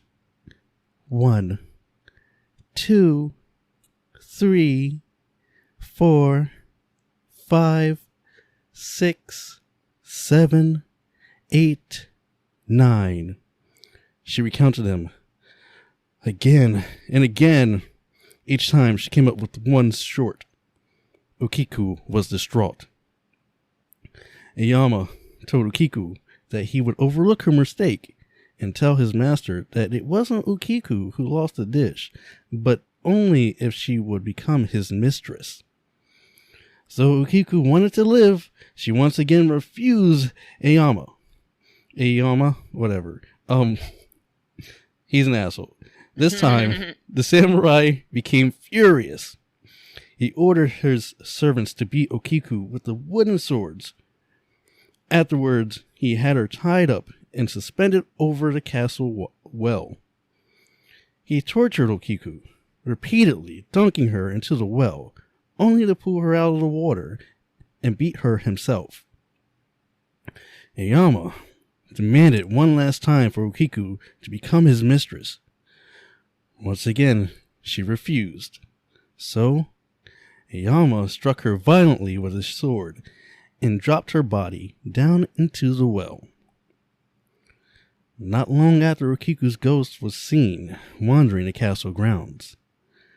Night after night, she would rise from the well and enter her master's house, searching for the missing dish. She would count the plates. 1, 2, 3, 4, 5, 6, 7, 8, 9. After counting the 9th plate, she would let out a blood-curdling scream that could be heard throughout the castle. She tormented Aoyama in this way, every night, robbing him of his rest. Those who heard part of Okiku's counting became very sick. Those unlucky enough to hear her count all the way to 9 died shortly after. Finally, the lord of the castle decided that something had to be done about Okiku's ghost. So he called a priestess and asked him to pray for her and exorcise her spirit. The priest waited in the garden all night, chanting sutras. Once again, Okiku's ghost rose out of the well. She began to count the dishes. 1, 2, 3, 4, 5, 6, 7, 8, 9. Okay, but what happened to the guy? As soon as Okiku counted the 9th dish, and before she could scream, the priest shouted out, 10! Okiku's ghost appeared relieved that someone had found the missing dish. Aww. From then on, she never haunted the castle again. That's it? That's it. She don't haunt nobody else, though? No. That old boy? I'd have haunted him just out of spite. I know, so would I. Like, he would have got it. He would have been the first one to die, actually. Listen, you murder me, you're going to find me laid out on your bed one night when you walk in. How's it going? So, does the counting thing remind you of anything? Not off the top of my head. So, this story is actually the inspiration for a movie. Actually, it's an inspiration for a lot of plays, too. Okay. But specifically, it's an inspiration for Ringu. Or Really? The Ring. Really? Yes. I don't remember there being counting there. The 7 days. Oh, right. You get the phone call that lets you know you have that many days left. Yes. So, think about it. When I think of Ringu, I think of the girl calling out of the TV. Yeah, but she calls out of what? A well. She does. Yes, she does. She crawls out of the well that's on the TV, and then she crawls out of your TV. Yeah. Miss Samara, she crawls out of your TV. Yeah. You're right. I forgot all about that. That was such a long time ago that I watched that movie. It's on Netflix now if you really want to watch it. They just put it on like a couple weeks ago. I really don't like. My least favorite part of that movie is the horrible disfigured face of the people she kills. I mean, yeah. That like it's such a brief. It's like for a second you get to see it, and the girl's head like tumbles down, and you see like the disfigured face, and I hate it. I just don't really like the acting in the Americanized version. Yes. Yeah, it's rough. Oh my god! Also, they left. I mean, like, there's a whole like supernatural aspect. Exactly. Of the one in Japan that in Ringu that is not covered in the States because we are so like we're not a superstitious culture like Japanese are. So they cut that out of the stories when they do these Americanized or these Westernized versions of these movies. But that's some of the most interesting parts. Exactly. Of some of these Japanese horror movies is giving into, you know, the mysterious or the magical aspects sometimes. Yeah, I will always. And it's so funny that we're willing to watch.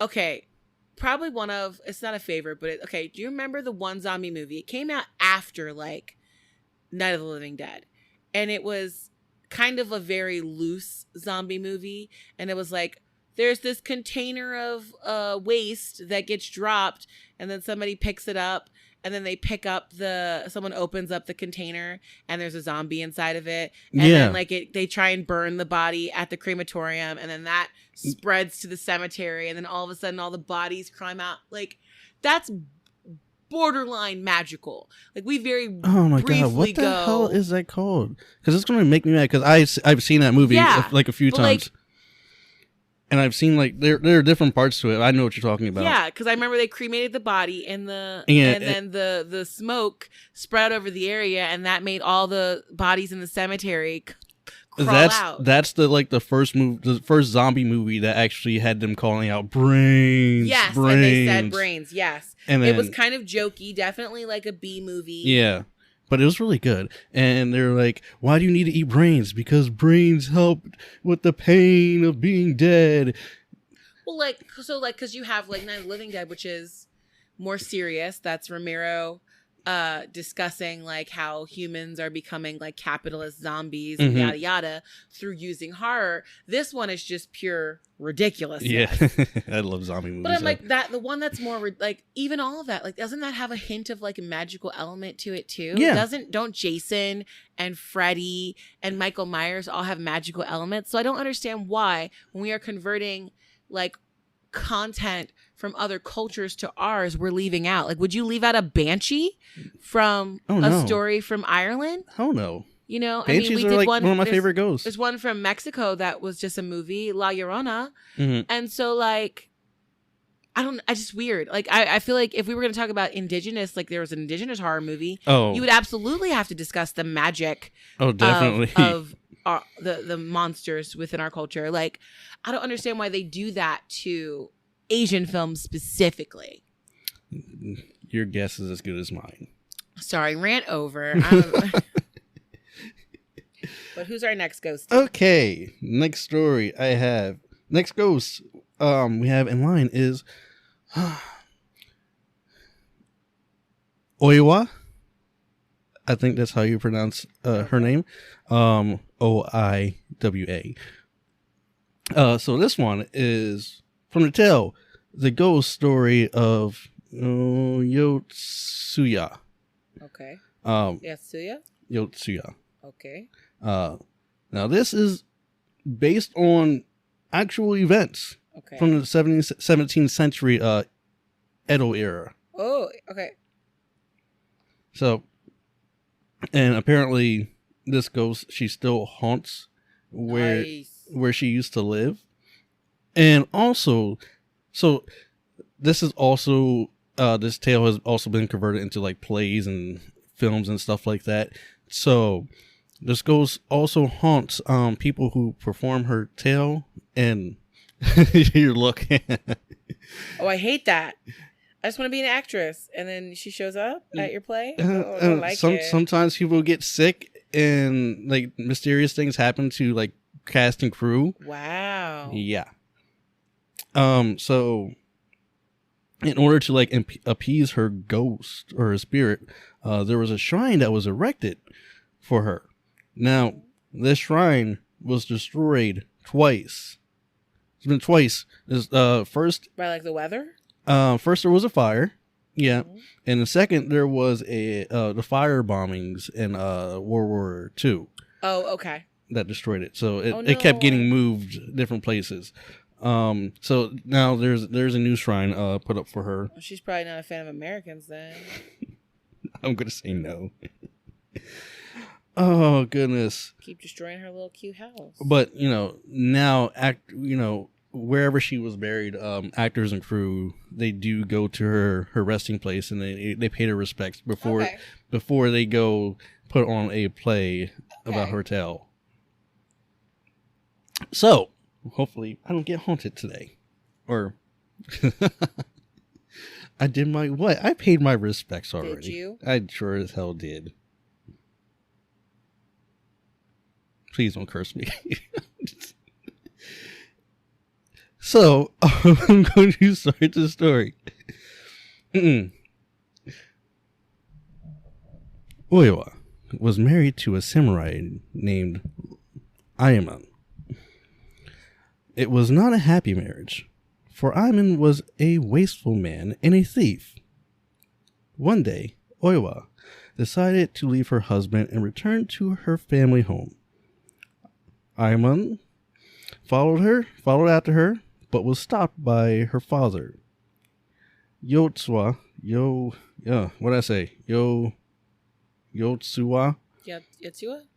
Yeah, Saman. Saman knew Ayaman's misdeeds, that he had stolen money from his employer, and he demanded that Ayaman divorce Oiwa. Ayaman drew his sword and murdered her father. Ayaman returned to Oiwa and lied that a stranger had killed her father on the road. He begged her to reconcile, and he promised to avenge her father's murder. Sometime after that, Oiwa became pregnant and bore Ayaman a son. Times were hard. They had little money. Oiwa became sickly after giving birth. Ayaman grew resentful of her. Next to their home lived a rich doctor. Ooh, I am not going to be able to pronounce his name. There was a rich doctor, though. And he had a beautiful granddaughter named Oime. Oime was instantly attracted to Ayaman and wanted to marry him. The doctor loved his granddaughter and conspired to help her marry Ayaman. He prescribed an ointment for Oiwa to help her recover from her sickness. In reality, it was a poison which horribly disfigured her face. Dang. She didn't even want to be with him. You could have just broke up and it would have been fine. I don't think it's that easy in that culture at that time. Boo. Seeing Oiwa's scarred face, Ayaman sucks. This girl's getting her dad's dead. Her husband. Or her husband killed her dad. Yeah, her husband's the one who did it under false pretense so he could get her back. Yeah. Oh my gosh. This is a terrible story. Nothing good comes from. No, this is she's a very vengeful spirit. I hope so. Get back at him, hun. So Ayaman's resentment turned into hatred. Afterwards, the doctor's granddaughter, the doctor suggested that Ayaman divorce Oiwa and marry his granddaughter instead. If he were to marry Oime, whatever, all of the wealth of the Ito family could be his to inherit. Ayaman was so disgusted by Oiwa's face, and Oime was so young and attractive that he agreed. Ayaman began pawning Oiwa's possessions and her kimono, her clothes. Wait, I thought her face was just messed up. When did she die? Huh? She didn't die yet. Oh, okay. No, her face is just disfigured, and he just, I thought you said began haunting. No. Ayaman began pawning off her stuff. What? So that's worse than haunting. Yeah, he started selling her stuff. Even her son's clothes, the child that they had together, to have enough money to marry this doctor's granddaughter. Because he needed a legitimate reason to divorce his wife, Ayaman hired his friend to, Wow. Oiwa, so that he could accuse her of infidelity. On a prearranged night, when Ayman was out of the house, his friend entered and approached Oiwa. Upon seeing her face, he was so frightened that he abandoned his orders, and his friend explained to Ayman. Ayman's friend explained the plan to Oiwa and then showed her a mirror. Oiwa had not known that the ointment had messed her face up so bad. So when she saw her reflection, she was horrified.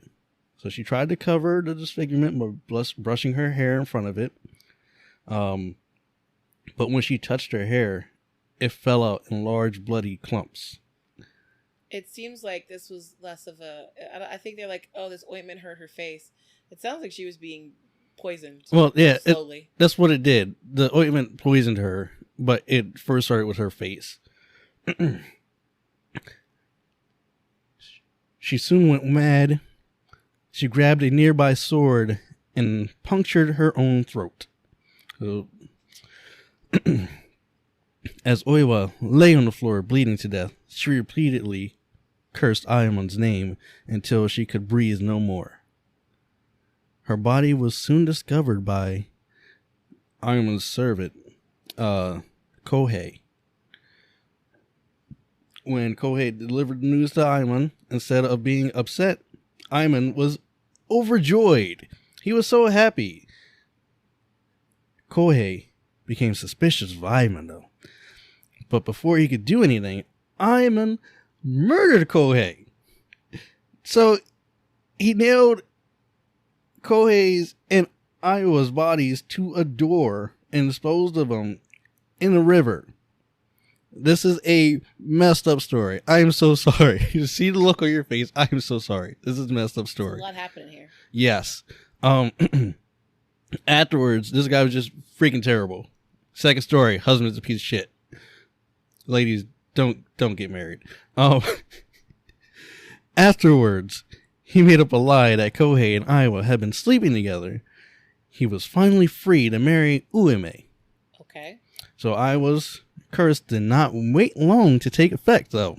On his wedding night to Ueme, Ayman had trouble sleeping. He rolled over in bed and saw, right next to his face, the horrible, disfigured face of Oiwa's ghost. He grabbed his sword and slashed out at the ghost. Just then, the illusion ended, and Ayman saw that it was not Oiwa he had cut, but Oime. His new bride lay dead on the floor. Terrified, Ayman ran next door to seek his new father-in-law's help. However, when he got to the Ito house, he was confronted by the ghost of the murdered Kohei.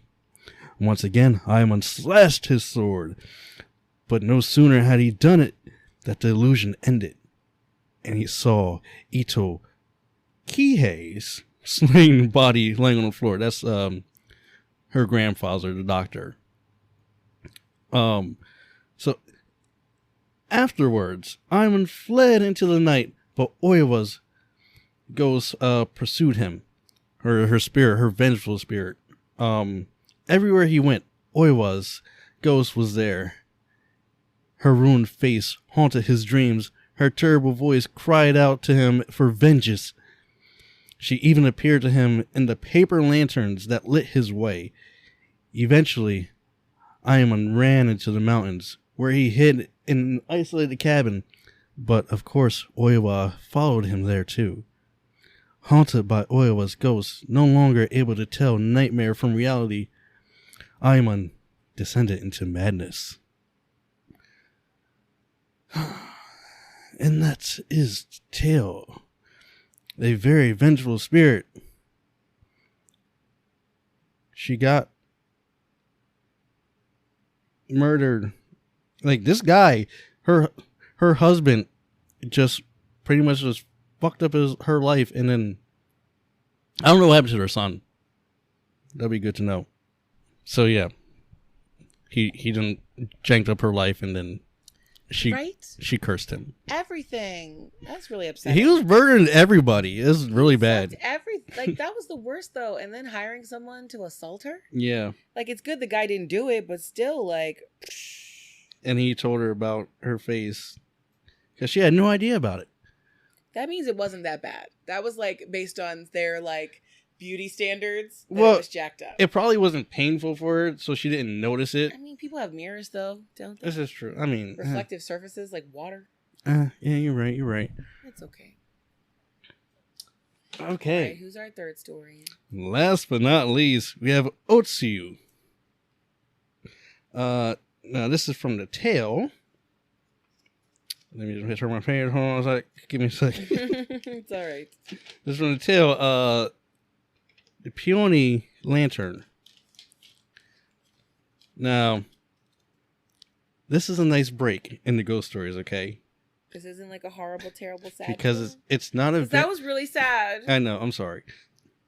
This is not a vengeful ghost. I was just sitting. Y'all couldn't see. I was just sitting here with a sad face for a while. Yeah, it was really bad. But it's a tale about it's a love story. Now this I trust you. This tale was originally a Chinese story, but it was adapted to Japanese as well. So much over there is swished together due to colonialism and war. Yeah. So let's get to the story. Okay. God damn it. I should look up his name. Anyway, long ago lived a man named... I'm sorry. You're worse than me. I'm sorry. I just got to let y'all know why we're struggling so much this week. Both of us are going out of town for a weekend, so we doubled up the recordings on the same day. So we had to do twice as much work in the shorter period of time. So we did not necessarily do all of the checks we do. Yeah. Because we were just trying to get the story ready for you. So sorry, everyone. We'll do better with names next time. Probably. Not me. Definitely not me.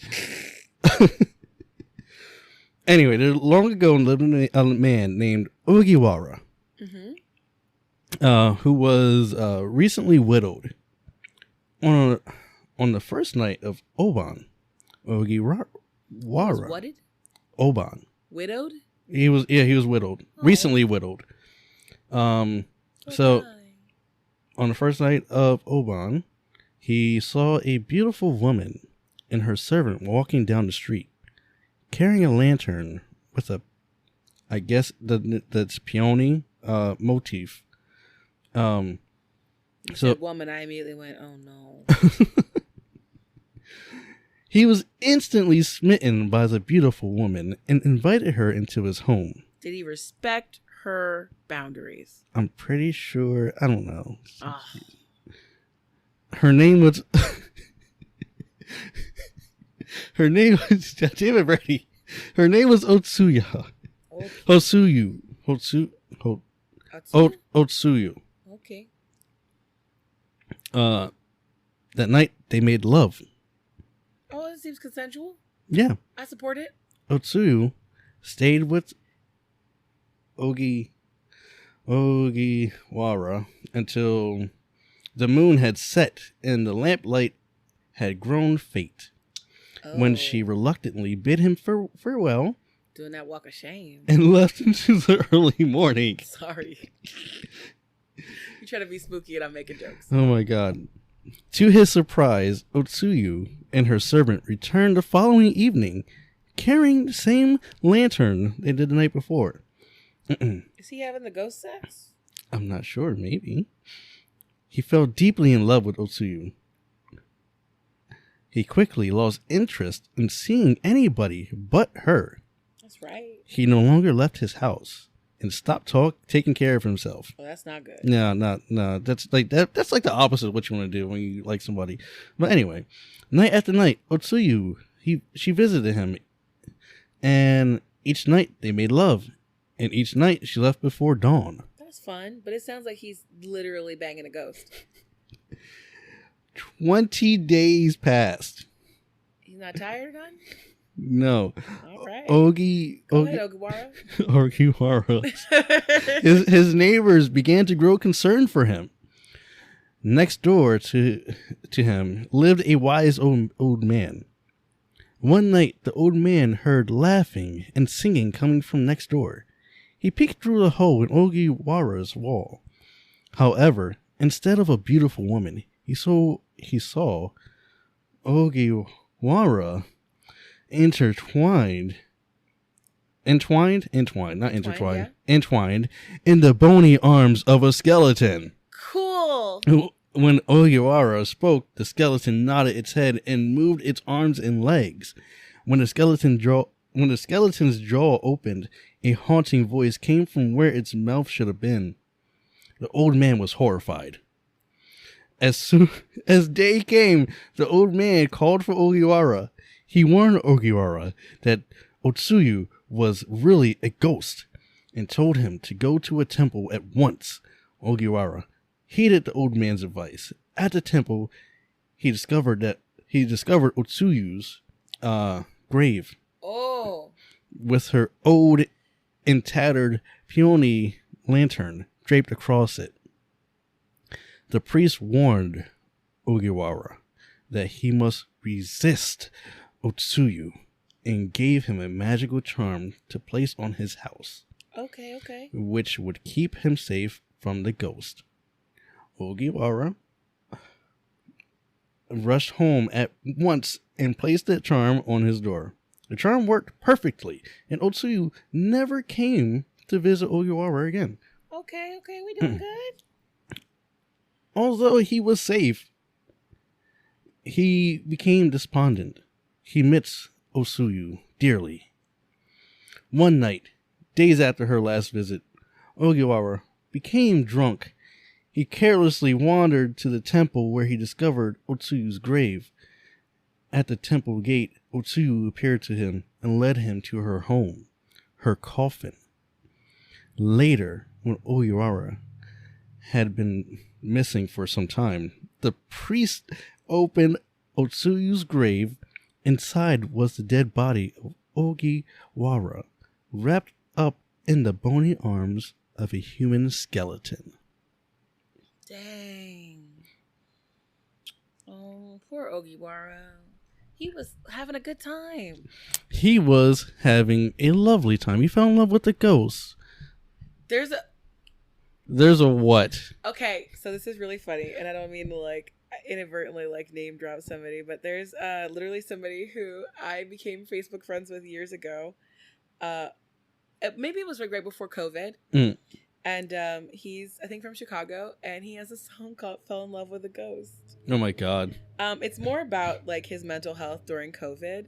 Okay. But that's so funny that you said it that way, because I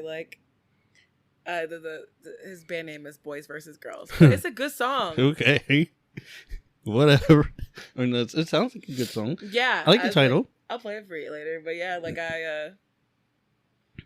you said he fell in love with a ghost, and I was like, I know that song. Oh my god. I'm gonna tell him I talked about his song. But yeah, he fell in love with her, and he could not live without her, so he went and... He didn't mean that, though. He got a little drunky drunk. Okay, he probably didn't mean to do it, but he did it anyway. True. But yeah, those are the three big ghost stories. That's what they're called. They're the three big ghost stories. Japan's three big ghost stories. Look them up. That's interesting. Yeah. I mean, 2 of them are horrible in terms of what happened to the victim. Yeah. They're really bad. But the last one was... the first one, though, I'm going to torture you until you date me. Basically. Not even I'm going to torture you to be my wife. I'm going to torture you so you can be my concubine. He did say mistress, yes. Bruh. No thanks.